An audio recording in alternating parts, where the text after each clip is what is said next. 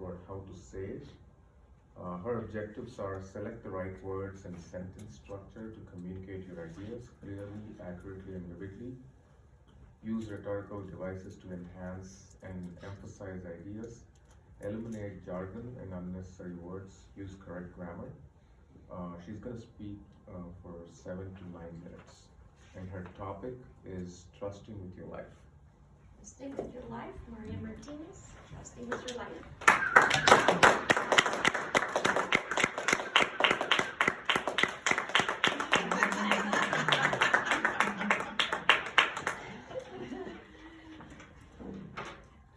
Would you trust a complete stranger with your life?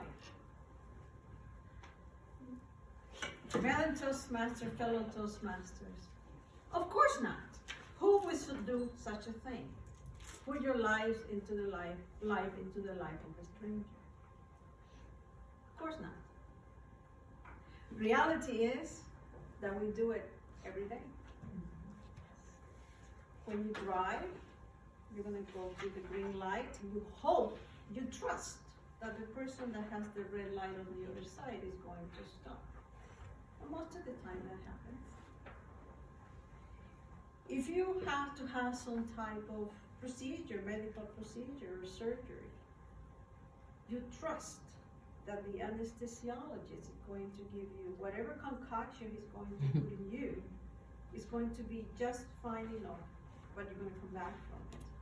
And that the surgeon is trained enough to know what he or she is going to do, and that you will come out of it just fine. Bigger than that, when you fly, Brian, he flies all the time.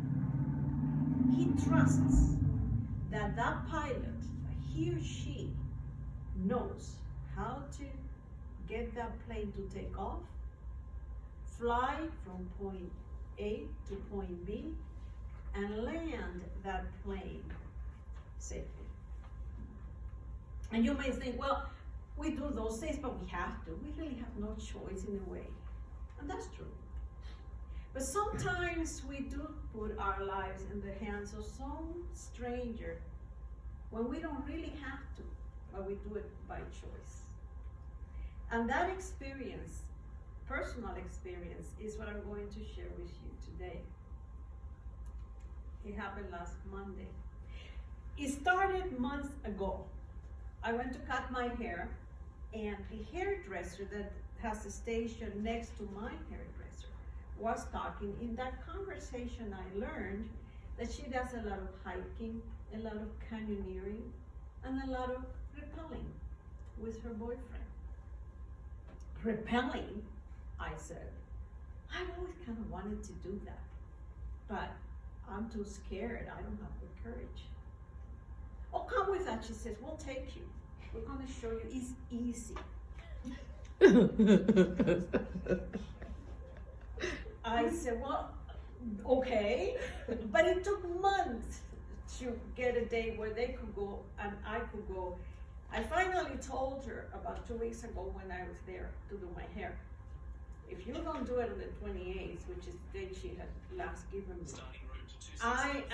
this is not going to happen. I'm going to chicken out of this.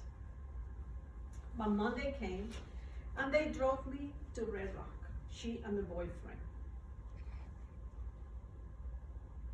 I had never met this man before. And this is Calico Basin. In Calico Basin, some of you are there.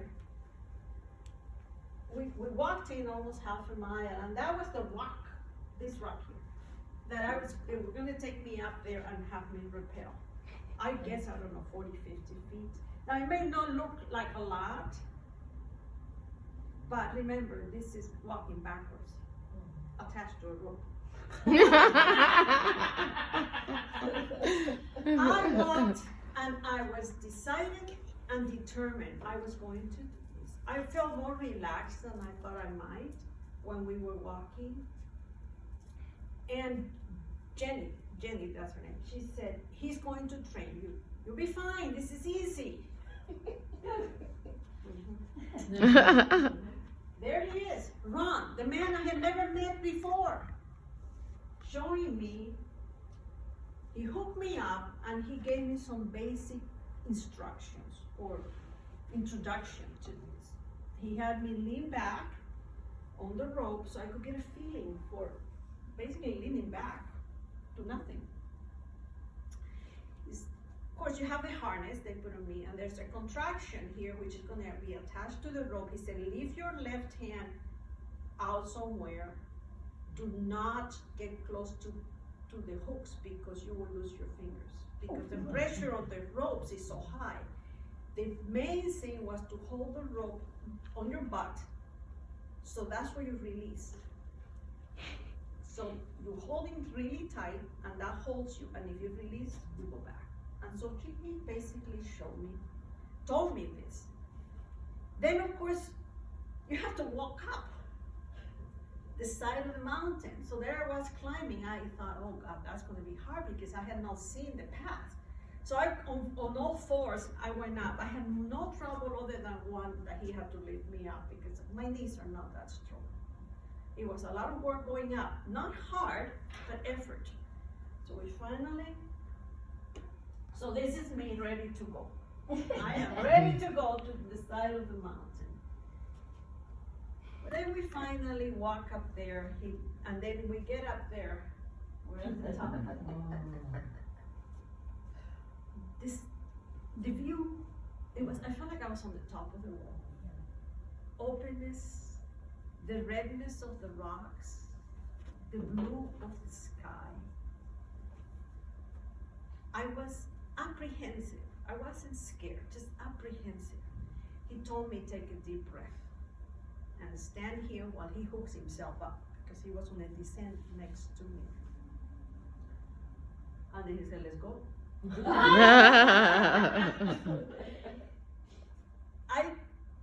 That point, I realized that my life is in his hands.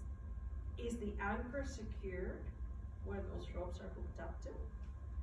Is the harness proper? Is the rope secure? Now, I fully trusted him. I'm telling you this now, but in those moments, I'm not worried about any of this. I fully trusted that he knew what he was doing and that he was careful in how he did it. Now, Jenny was on the bottom. I knew she was holding on to the end of the rope just in case I went crazy or my head went crazy and I let go and then I'm totally out of control. I think she would pull the rope and try to hold me, and then he was next to me. I took the first step backwards and they told me don't look down. I took the first and let go a little bit. Now my hand was way off here because I'm not losing a finger in this. I may lose my life, but I'm not losing a finger. I took the next one and the next one. And then it felt fine. It felt fine. At some point, this is what it will look like coming down.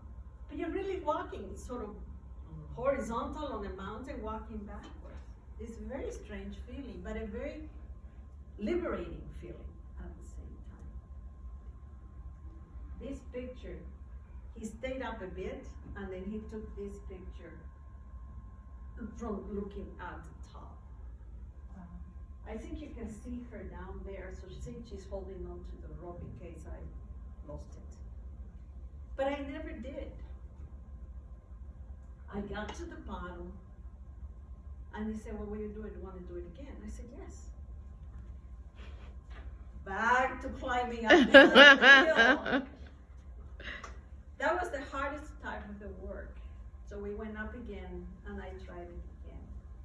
The second time, of course, you feel more comfortable.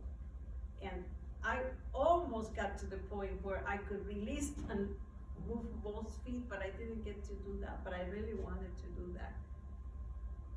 But I felt completely comfortable. In fact, I was so enthused about it that then finally he said, we're already down. I wanted to keep going. The point is this. For years, I have been seeing people at Red Rock, climbing the rocks, and I always thought, well, wouldn't that be nice to do? Would I ever have the courage to do it? And it was fortuitous that this conversation took me to meet someone He had been doing it for 50 years, he told me. I had never met the man, but I was very comfortable with him, and Chip kept telling me, it's easy, you can do it. So if I've done this, the message I leave with you is this. Don't be reckless about what you do by any means. But sometimes the rewards are wonderful if you can just allow yourself to trust a stranger with your life. Melody Toastmasters.